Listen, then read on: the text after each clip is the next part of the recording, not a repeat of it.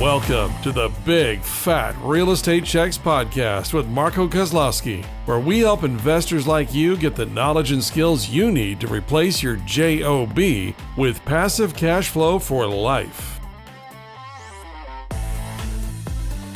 Okay, welcome back to another episode where we're going to discuss Section 8, or the voucher program, a program that was created not too long ago in the 1930s during the Great Depression, where the government was involved in social housing. They actually owned the real estate, realized that they were terrible at managing things, and decided to go into the private sector and allow homeowners to open up their doors to their tenants that were in the Section 8 program, and of course now is called the voucher program.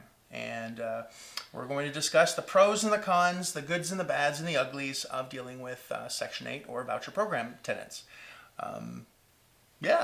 So do you have you have some? I actually had one for my one of our homes we had in Florida near Tampa, where they came, and that was the first time I think I've ever been. I heard about Section 8.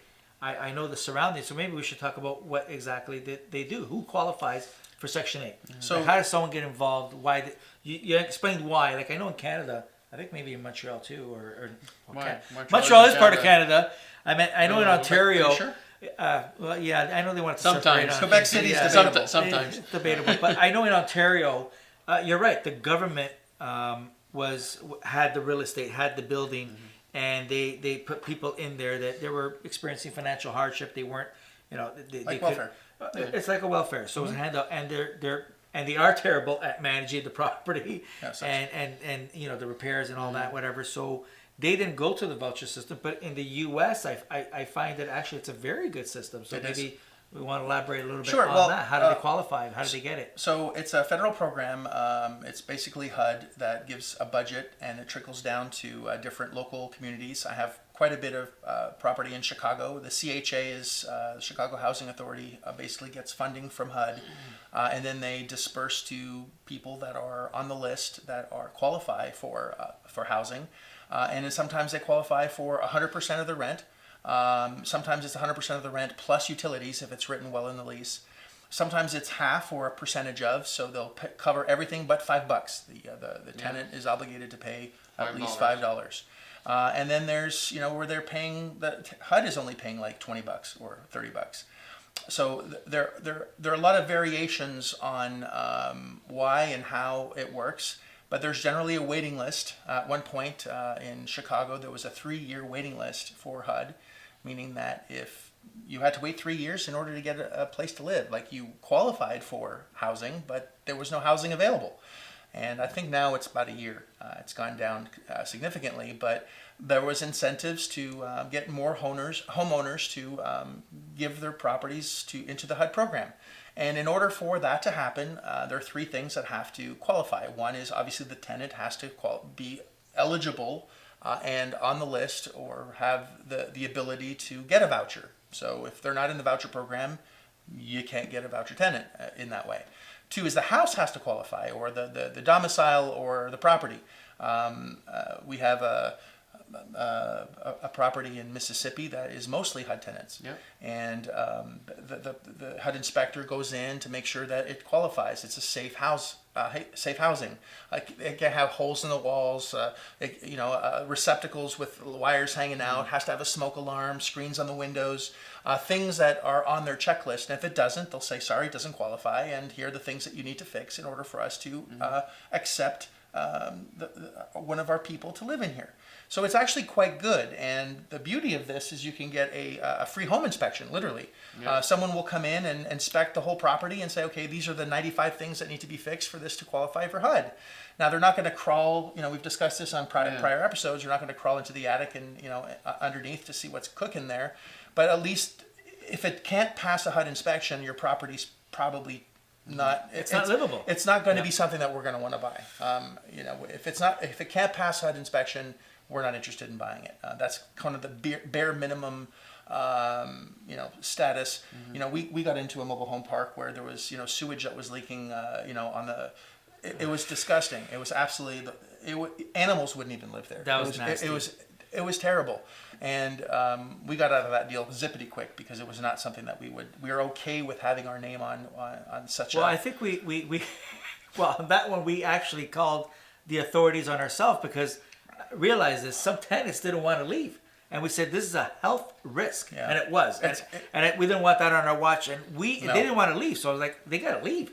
We ended up phoning the health officials on ourselves and saying, hey, this property is not fit for people to live. It's not habitable. Yeah. You literally have to clean up the infrastructure. Yeah, we were. So it was disguised well when we bought it, and it just as management. One of our partners was a manager on that, and it was just terrible. Anyway, we shut it down, and we got out of that. But if HUD won't do it, we won't do it. That's basically the minimum standard that we're looking for. And the third is you have to have management that can qualify as well for HUD, or you might have to qualify, and in some cases you don't. But you have to have property management or ownership that has taken a class.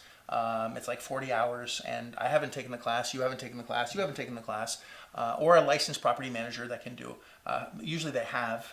So that's one of the questions in asking a property management team is, are you experienced with dealing with HUD? Very important because the beauty of having a Section 8 tenant is the money is wired to your account or a check is issued without fail. Like they are never late. And the biggest issue with collecting rents is collecting rents. And it's never late. It's whether you like it or not, you can't stop the money. The money's going to be there. Period. Under no circumstances are they ever late. They're always it's like clockwork. The money's always there. So I love Section 8 tenants or voucher tenants. Now, understand that there has to be good management of any tenant, because if the tenant isn't managed well, the tenant will manage you. And you do not want to be managed by your tenants. They're going to tell you when to pay, which is never. They're going to, call the authorities on you. Like they'll punch a hole in the wall and then call HUD and say, "There's holes in my wall." It's not livable. It's not livable. So you have tenants that are that know the laws way better than we ever will. Yeah, and this is where your manager comes into play. And I know that at this Mississippi property you're talking about, like our manager has relationships with everybody in the county, including the rep for HUD there. So the good news with that is that whenever we have a tenant leave, well, he can go directly there to HUD and tell them, listen, we got a vacancy over here. Do you have someone for us? And then they'll send us a tenant which has a voucher which comes with guaranteed income. So it's very important to have that relationship. And the other thing is that if your manager is really good at that and really good at the relationships, when a tenant calls and complains about that specific property, they'll know whether or not that's a shitty complaint or not, because they actually know the manager and they know what type of work ethic they have and how they do business. Yeah. So actually, when we had our house in Tampa, near Tampa, and someone came, it was a widower. It was a widower that came. They had 2 kids, and they came with the voucher, and they go, "Do you accept Section 8 voucher for whatever?" And it was subsidized, so it wasn't 100%. She had to pay, I think, $200 or whatever. But based on their current income, based on their family size household, they have a certain allowance, like you mentioned. And at that point, I wasn't too familiar with it. I knew about it, but I wasn't too familiar. And they are local HUD reps that you phone and say, "Okay, come and take a look at the property." But the biggest shocker for me was, I guess because the conception is you think that people on the HUD program, the voucher program, that there's these nasty, dirty, irresponsible people, but it's not like that. Actually, it's just people that are just help. Down on their luck. They need help. They have financial hardships, and in this particular case, she's a widower. Her husband died, who was the breadwinner for the household. She had 2 kids.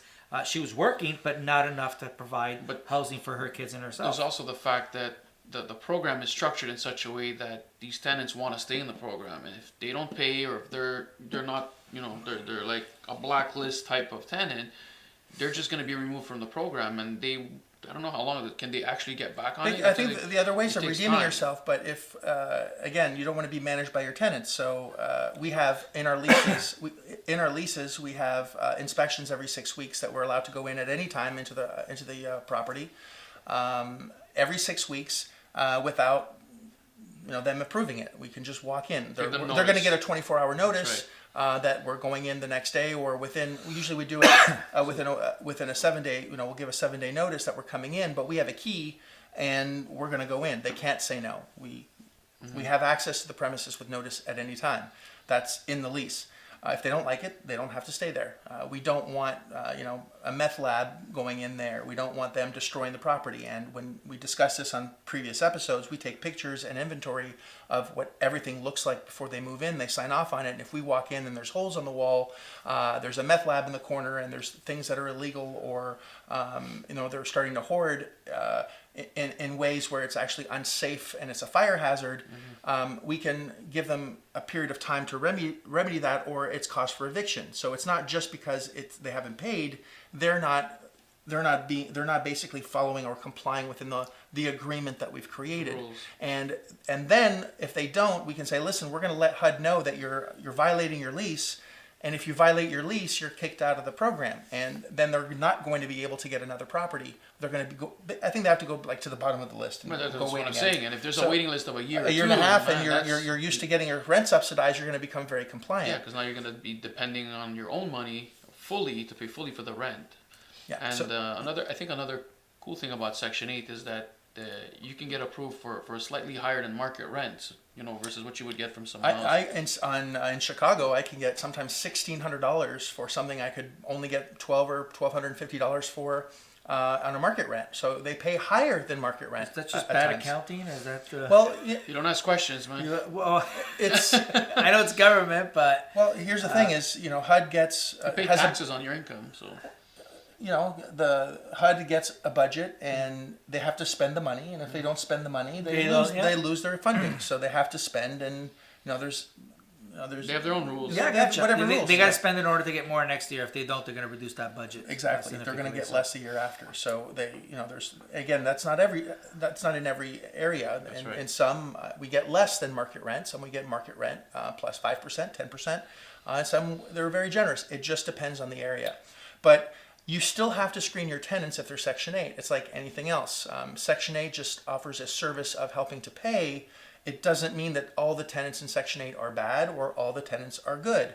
You have to have your property management screen these tenants to see if they have been evicted in the past, to see if they have a rap sheet, to see if they're. I remember a call from Linda once, your wife. Hey, this guy was in prison for murder. Should we, should we rent to the guy? I'm like, Frank, you wanted to rent the place? No. So it went back 20 something. I don't even know it went back that long, but he did. He was incarcerated for murder. For murder, 20 years ago, 25 years ago. So you have to make a decision. Like 25 years ago, he served his time. Do we want yes or no? Has he had any other crimes between then? Like, again, you have to screen the tenant. Everyone has the ability to do good or bad, and you just. Depending on what kind of operation you want to run, I like, listen. I have a mobile home park, and it's only sex offenders that live there, because I can charge more rent. It's in the middle of nowhere, and all the sex offenders are easy to find because they're on a list. So, and I can charge a 35% premium because it's a sex offender park, and they're all there, and the community actually applauds it because. They're not near schools, parks, libraries. There's a whole list of things, and they know where they are. They're all in one place. So it's I'm serving the community in that way. So I don't have a problem with necessarily what someone's past is. I just want to make sure that they're in the right property for the right reason.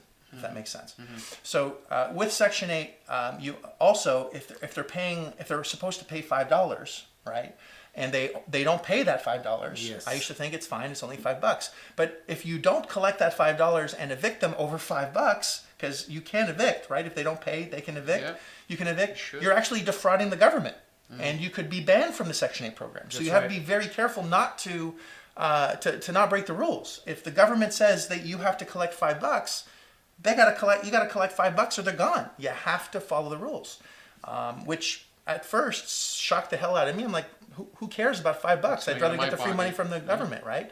And here's the terrible thing is, guess who's going to report you for you not collecting the $5? It's the guy that's not paying. That says let it slide. Yep. So you get in trouble because you are going to get in trouble. So ask me why I know this. I've gone through this. So it's important for you to know the rules in Section 8, and it's a beautiful program. You just have to know what you're doing, or the management has to have experience if you don't know what you're doing.